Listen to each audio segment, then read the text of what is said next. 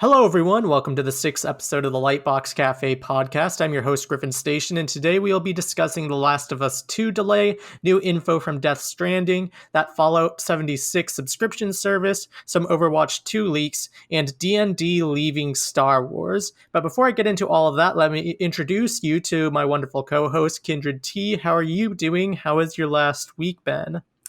I'm doing okay. There's a lot of fires up in Northern California right now, and really it's one big fire, not a lot of separate fires.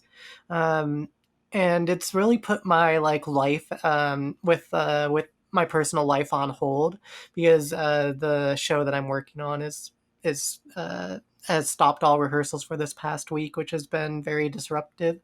But beyond that, I've been playing some Horizon Zero Dawn during this downtime, which I've really enjoyed, and I also bought Dreams, which I've started dabbling in that, but I don't expect to make any creation anytime soon. But I'm having a lot of fun messing around with the content in that game. Just familiarize the viewers or listeners. What is Dreams if they aren't familiar with the game? Dreams is I, I mean, it's made by the same people who made Little Big Planet, and it's basically like a game engine where you can create your own assets and you can create your own sounds and characters, and you can basically make your own game, which is pretty amazing. And beyond that, you can also play other people's creations. Now this is in beta, it's early access, so it's only $30. I actually strongly recommend it, not only for creating your own stuff, but to play other people's creations.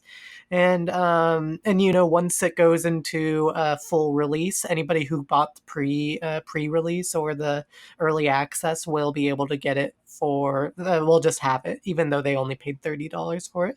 I strongly recommend it. It's a lot of creative fun. Nice.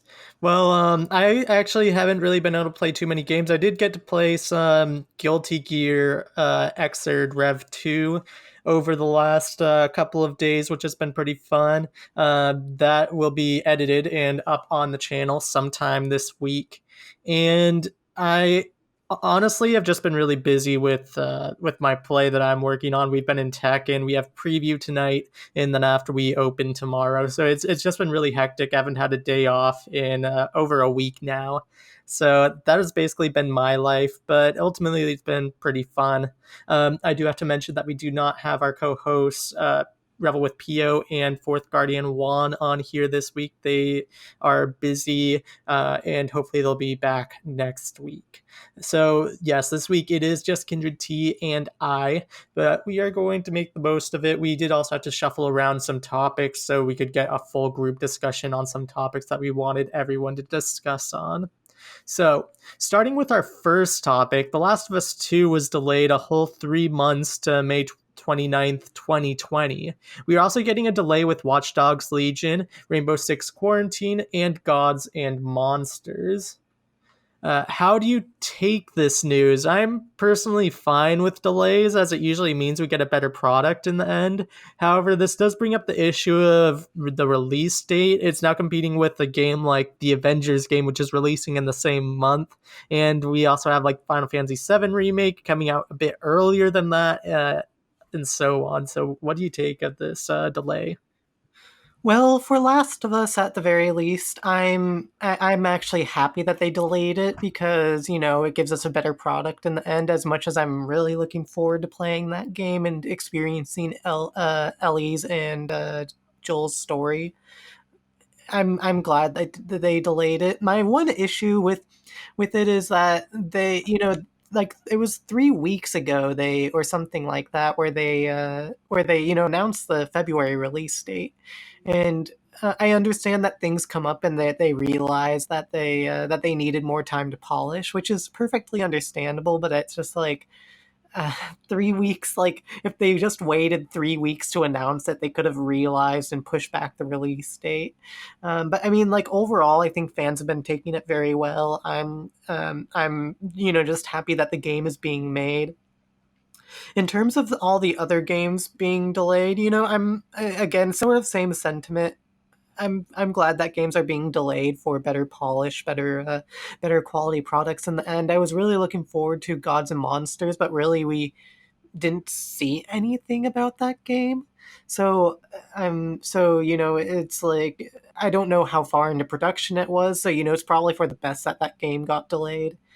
Um, yeah, that's pretty much all my thoughts about it. I think overall delaying games, if it makes a better product in the end, it's worth it, especially if it's not putting crunch time on these employees. Yeah, I agree as well.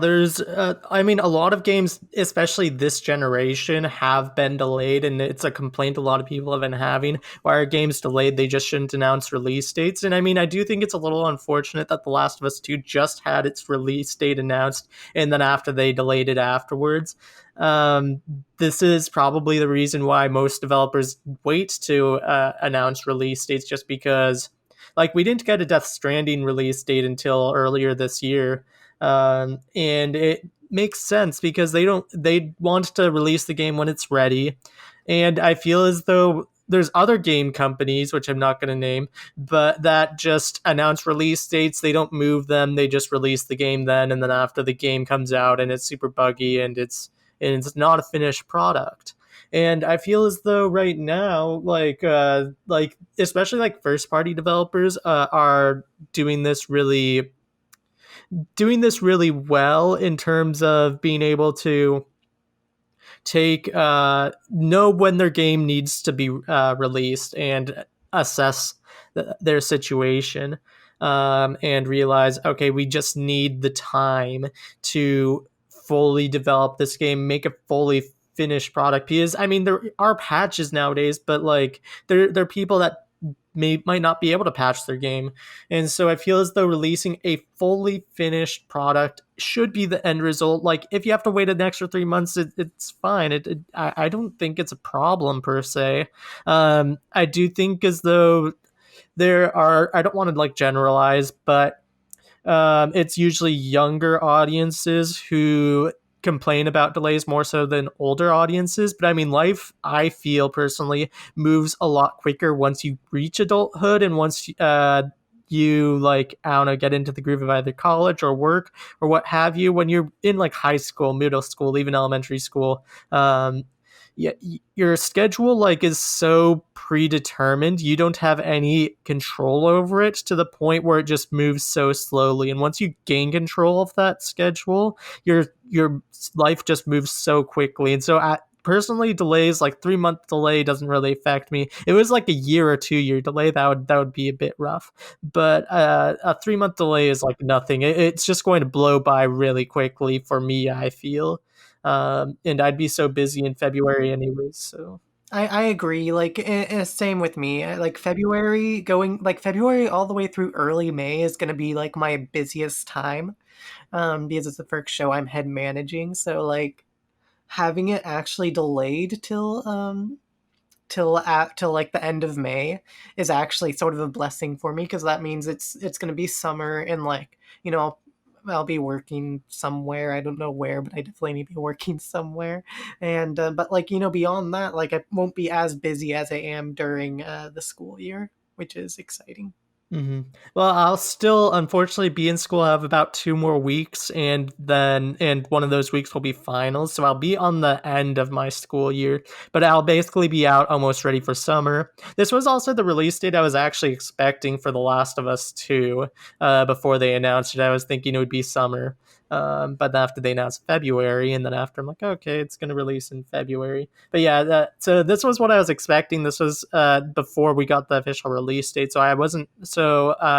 In the end, I'm not really too surprised. I still have my collector's edition pre-ordered. I wish they'd put in more stock of the Ellie edition, but yeah, it's what it is. From what I've also heard, Ghost of Tsushima has also been delayed.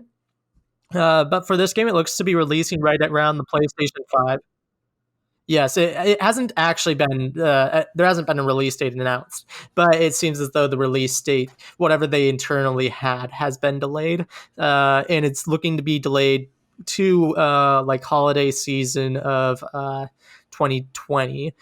This is right when the PlayStation 5 is releasing. Do you think we could be seeing Ghost of Tsushima not only release on PlayStation 4, because it's obviously being developed for PlayStation 4, but also release on the PlayStation 5?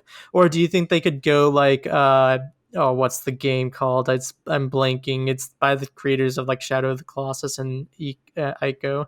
Last Guardian, where Last Guardian went from a PlayStation 3 game to a PlayStation 4 game. Could we see that happening with this game, going from PlayStation 4 to PlayStation 5?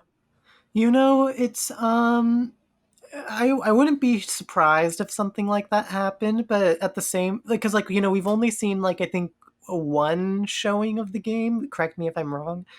And it looks I'm pretty amazing. sure we only saw it at E3. Yeah. That's what I thought. Which it looks amazing, and they're developing it for the PS4. So I don't know what sort of jumps they would have to make it so they're developing it for a PS5. I don't know what sort of jumps they would have to make to do that, but you know, there's rumors that PS5 is backwards compatible, so who knows? Maybe they're gonna just be like, "Hey, this is a PS4 game, but you can play it on your PS5. Like, we'll have it bundled with the PS5, even though it's a PS4 version." Or they might have a PS5 enhanced version. I honestly still think they are gonna make it for PS4. I think PS5 launch titles we have to wait to see what those are gonna be. Yeah, I am really curious. I was actually thinking we could potentially be seeing a launch title for like let's say if it's a launch title for PS5, it's still on the PS4. I could see them still bundling it if it is backwards compatible. But yeah, I do think we still have to wait for to see what those launch titles for PlayStation 5 are going to be. Probably at least until February, but I'm thinking probably around E3 we'll get those announcements, and then after we'll get a lot of press for those games. I'm really excited to see what they do with the next gen hardware. But I mean, even from like the one showing we have of Ghost of Tsushima, like the game looked so vast and so there was just so much going on visually that I feel as though it would be greatly enhanced if it was released on PlayStation 5. So I would hope that it would be released on even if it's like because there's differences in how games are processed if it's on like a PS4 Pro and a PS4, right? Hmm. So I believe they could do the same thing from PS5 to PS4 Pro to PS4. I think it could all work the same. Um, One game that I was surprised that was not delayed was Death Stranding. It might have been internally delayed. This last week, we received a trailer featuring Conan O'Brien in an otter outfit. But not only does he wear the otter outfit, you too can wear it as your to your advantage when you're in water. Does this make you even more excited for the game? Was this something you didn't know you needed? Honestly, something like this, you can look at Death Stranding and think it's such a serious game, which I'm sure it has such a serious tone, but at the same time, Kojima is famous for like adding things like this, like the chicken hat in Metal Gear Solid 5 and like the crocodile hat. So it's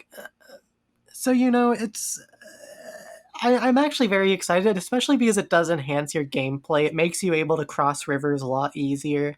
Um, having I'm excited to see what to get this and maybe other items like this in the game. That's sort of silly, but enhances your gameplay.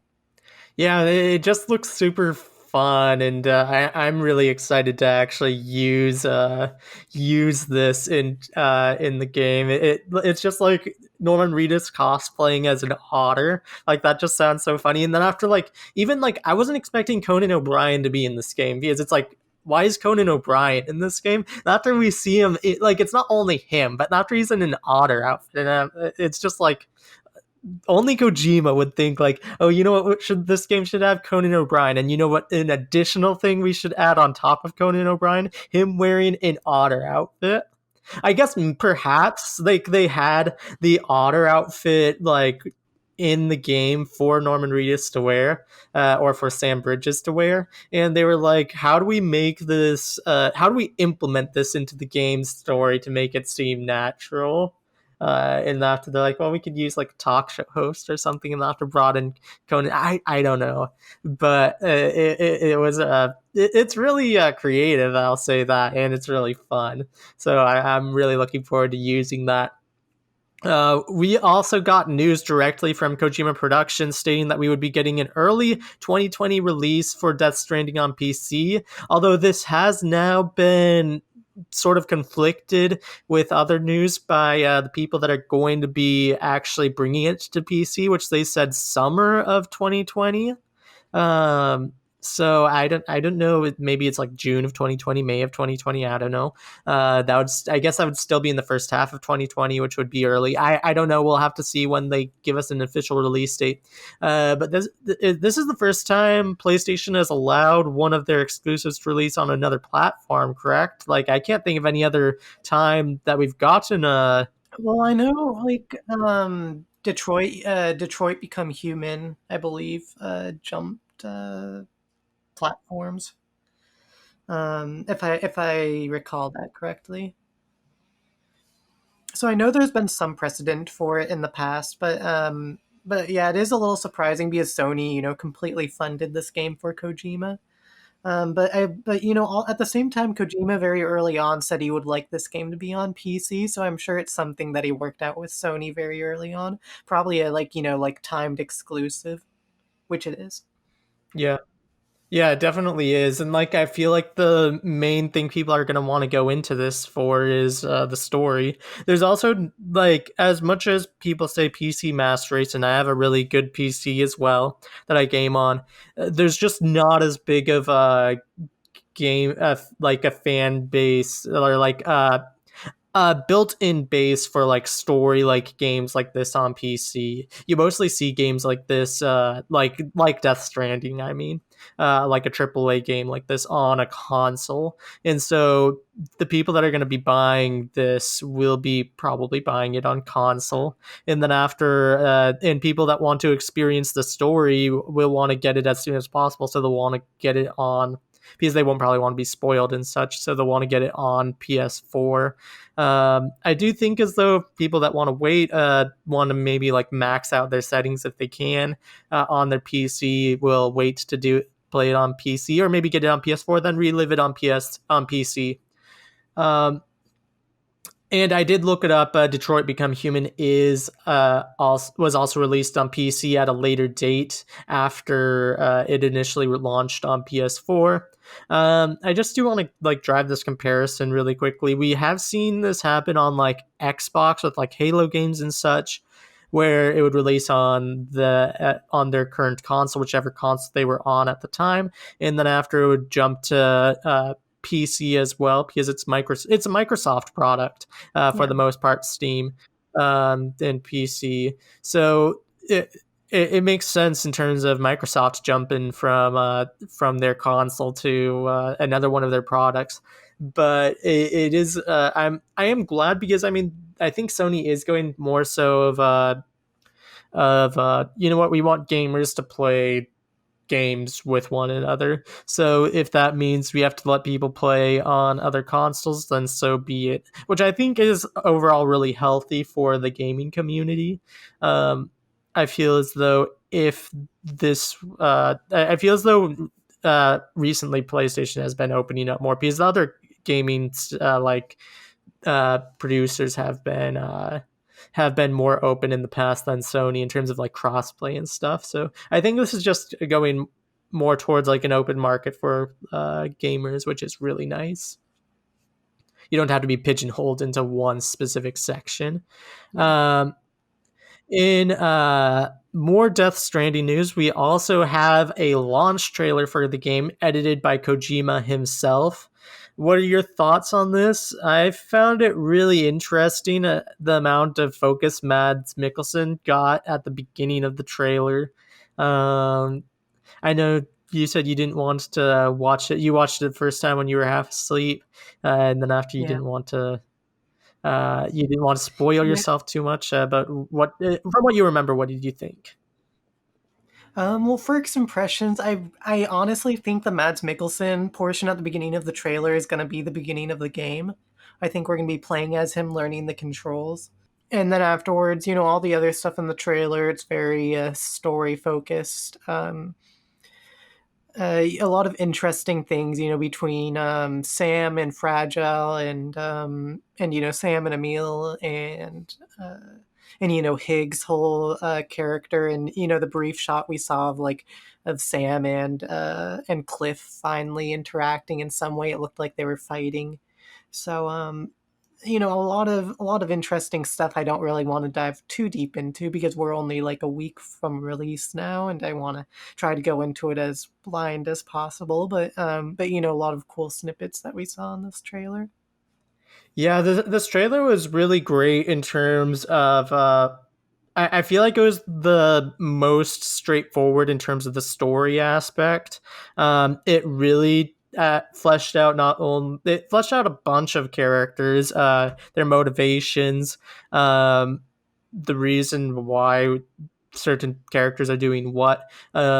And it really makes me hopeful that because I mean the Mads Mikkelsen stuff at the beginning made me really hopeful that there's going to be I mean not only for Sam Bridges but there's going to be depth for every single character because it really makes me think that the characters so far seem really I mean we got like an overview of them from the a lot of trailers, but it seemed like this was truly Sam's journey. But Yeah. now it seems like this is going to be we're going to get an experience from all of these different perspectives, and that's something I could only dream of. um, so that's what I'm really hopeful for, and that's what this trailer got me excited about. And this, since this was edited by Kojima himself, I feel as though this is the most true. This is taking the truth out of the game or from the game and putting it in a shortened 8-minute segment. Um, this is what Kojima wants to present to the world, what he truly believes is Death Stranding, and that just makes me all the more excited for it. Um, I honestly can't wait to get my hands on Death Stranding. It's only a little over a week to go. I think 8 days from now we'll be Yeah. playing it. That'll be really exciting. Um, so we now have some bad news. I don't know if it's bad news. It doesn't affect me since I don't play the game. But Fallout 76 now has a subscription service titled Fallout First. With the subscription, you can gain a private world for yourself and 7 friends, a scrap box, which gives you unlimited storage for crafting components, a survival tent, which is a placeable fast travel point with a stash, sleeping bag, and other stuff. You receive 1,650 atoms per month, armor outfit, and unique icons and emotes.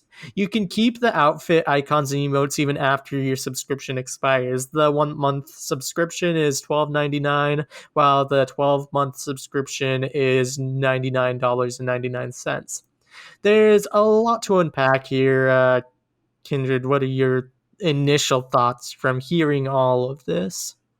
You know, it's really just Bethesda's way of getting more money from this game. It's quite clear that it wasn't as successful as their previous games, and it feels very. I mean, like, what, a year after release they add this in, and it's not only the fact that you have to pay $100 for it, but it's also not on private servers. They didn't even register the domain for it. It feels very rushed just to get a quick buck from their customers, and it feels very disingenuous, and it's very, I don't want to say shocking because corporate greed is always, the motivation for what they do for anything. But it's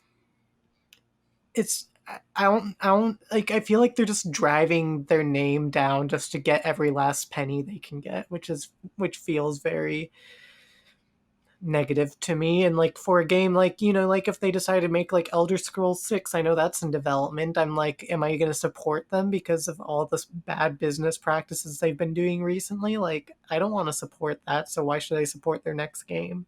I don't know.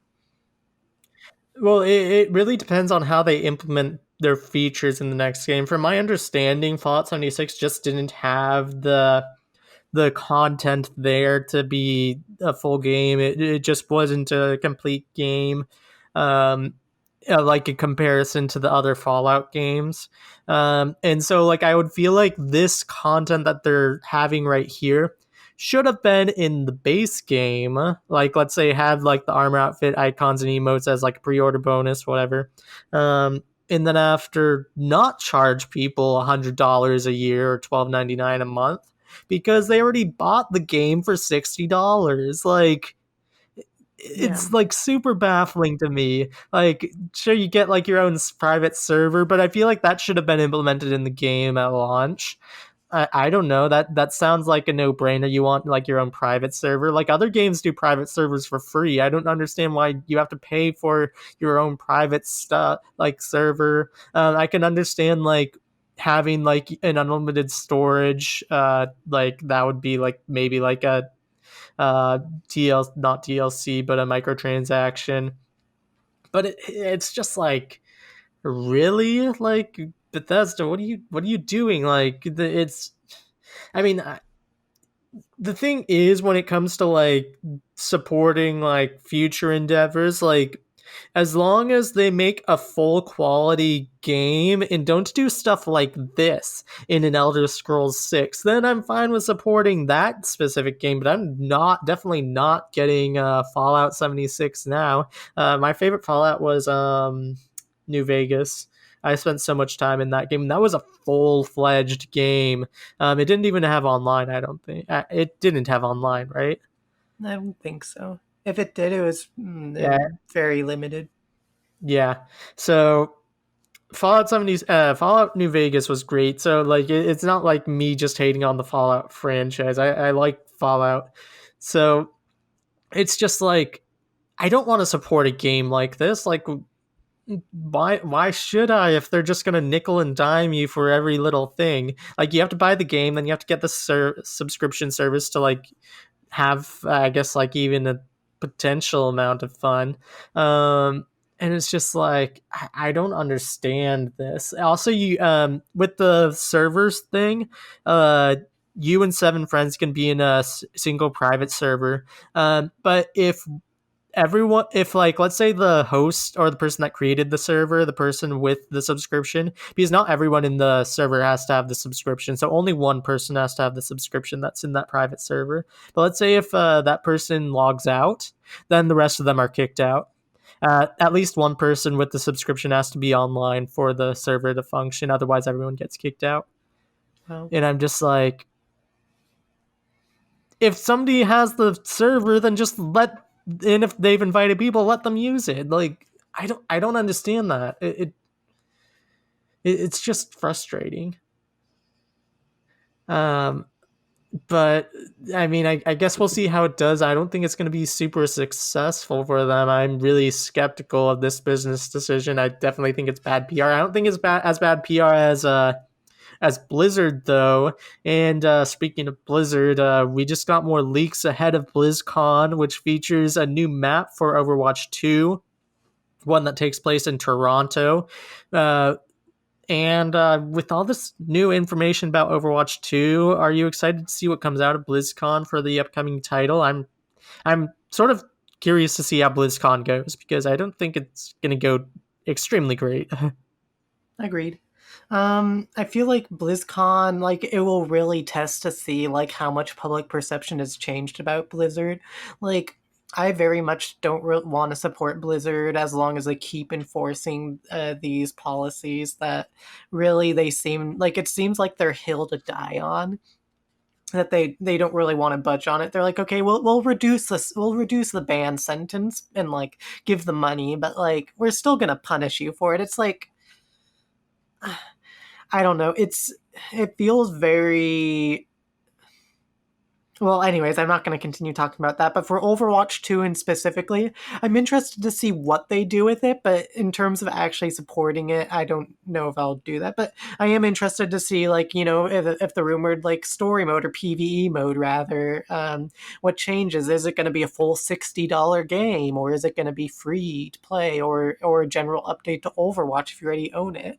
Sort of like Fortnite Chapter 2. Those sort of questions I'm looking forward to actually seeing confirmation and being answered next weekend, or actually, in a couple days now. Yeah, it is just a couple days away now, so we'll probably be talking about whatever was revealed at BlizzCon then. I mean, like, yeah, I agree. I don't necessarily want to support Blizzard because of all their, you know, China stuff, but I am excited to see what, because I like Overwatch and I like the lore and stuff. So I mean I'm excited to see what the PVE aspect of the game looks, because I mean, like, I'm not a huge multiplayer. I don't care for PvP.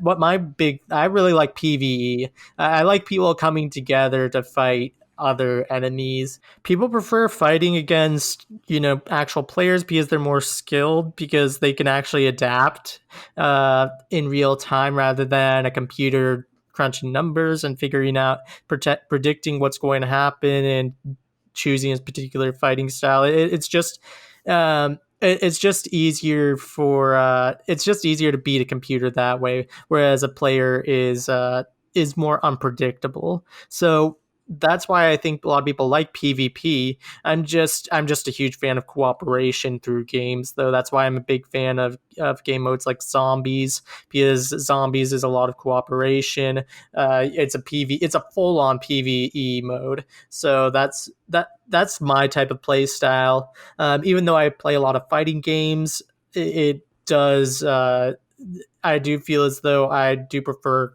PVE game styles. And so that's what I'm really looking Agreed. forward to out of Overwatch 2 announcement. I mean, it's basically confirmed. I'm also really interested to see what updates we get to specific. What are they called? Hero? Are they heroes in Overwatch? They aren't champions. Are they just Yeah, characters? they're heroes. Okay, yeah.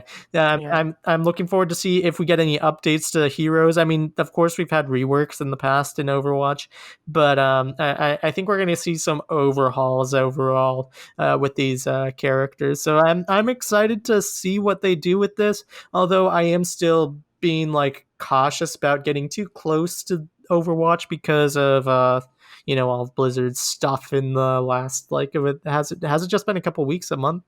I don't know. It's been a lot though. So Yeah, it's been almost a month, I think. I don't yeah, remember when it first started, honestly.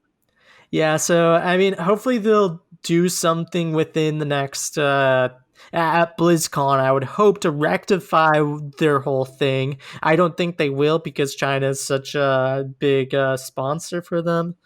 But who knows? Lastly, it's official. Dan Weiss and David Benioff are officially out of the Star Wars project. They had a trilogy, I believe, they were working on, and we had basically no information about this specific trilogy. I don't think we really have any information about any of the stuff they're working on post Episode 9, except for the Mandalorian, and of course, yeah, we have Obi Wan. We have Mandalorian, and we have Kevin Feige's movie, and we also have Ryan Johnson's movie. So, but we have no real information about the movies. We just have information about the TV shows. Um, what? Okay, so there have been, like, a couple reports about, like, David and Dan leaving the project and why they left. So initially Monday night, it was confirmed that they were parting ways because they had too much on their plate. They had their 300 million, I think it was 300 million deal with Netflix, and Disney was Hmm. like, they're pretty busy with that, so they aren't going to be able to make the Star Wars movies. And then after this morning, I'm pretty sure, maybe it was last night, they there's new reports stating, nope, they were basically kicked out right after the ending of Game of Thrones final season, and then after they just announced it, this week. What are your thoughts on this? I wouldn't be shocked if it's in response to the ending of Game of Thrones. Fans have very much, like don't really like D&D much anymore.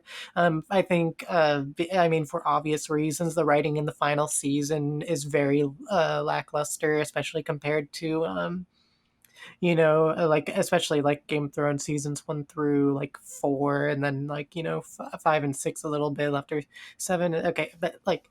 Um, so it's understandable. I think it's also definitely understandable that this news was waited to be reported on until like recently, because I doubt Disney wants to like harm their image that much. And there is also a conflict of interest with that with Disney starting a subscription service and Netflix. So I'm sure it wasn't only on Disney's end but Netflix's end to be like choose one or the other. So I'm sure it was a combination of multiple factors, but I'm like it does very much sound like it happened basically right after the finale for Game of Thrones, which Yeah. doesn't surprise me at all. hmm One thing that I do want to point out, their Netflix deal happened after Game of. I'm pretty sure it happened after Game of Thrones finished. So I think that was when they were trying to find something else.